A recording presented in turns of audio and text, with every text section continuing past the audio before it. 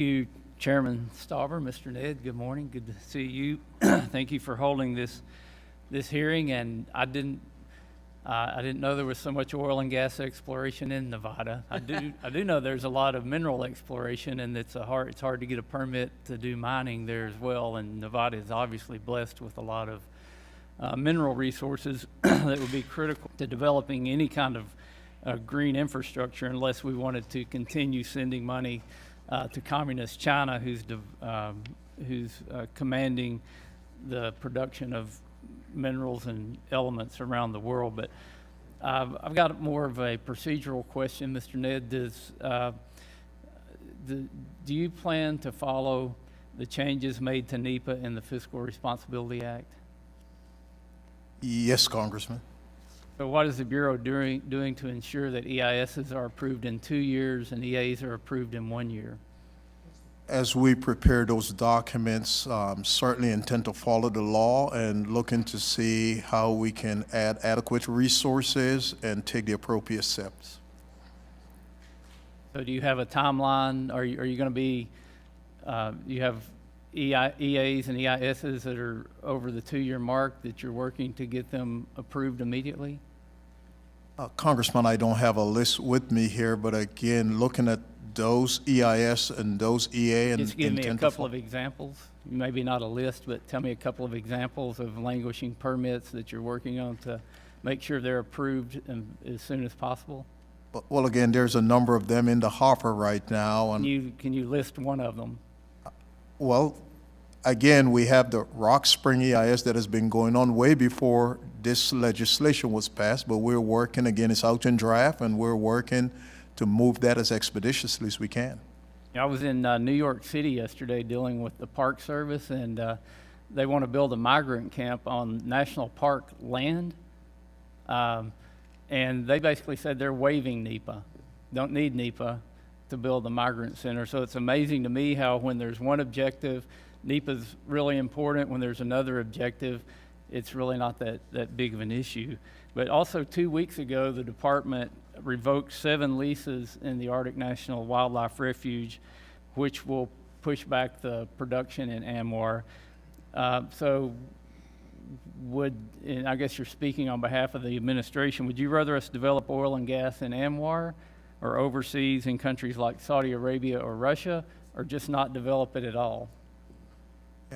I believe the administration position is to transition to a clean energy economy and look at both renewable and non-renewable sources. Can you tell me how much the consumption of oil and gas and coal has decreased globally under this administration? I cannot speak to the global number, Congressman, and we'll be glad to get back with you. Tell me how much U.S. coal, oil, and gas has decreased under this administration.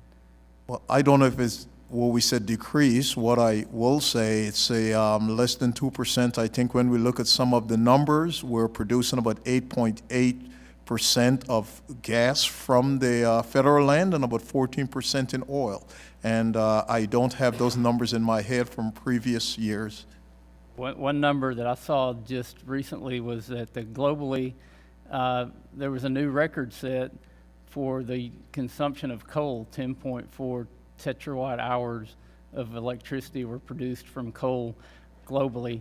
So the point I'm making is, as much as this administration pushes back, as much as the agencies push back and fail to help U.S. producers produce the energy here, it's doing absolutely nothing to slow down production and consumption around the world. It's just shifting it to areas that do it less safe, less clean, and with not near as much oversight and regulation as we have here in the U.S.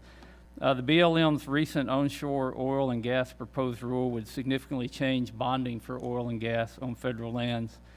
However, according to your own statistics, there are only 37 orphaned wells on BLM lands, and the BLM's only called in bonds on 40 wells over the last decade.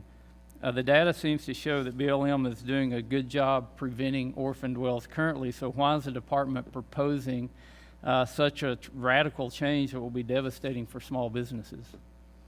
Yeah, Congressman, what I can say, the GAO has done a number of reports that clearly showed that the BLM's bonding or the nation's bonding program was a risk to the American taxpayer, and they strongly suggest we looked at how to up those bonds so when we do have an orphan well, the taxpayer does not leave holding the bag.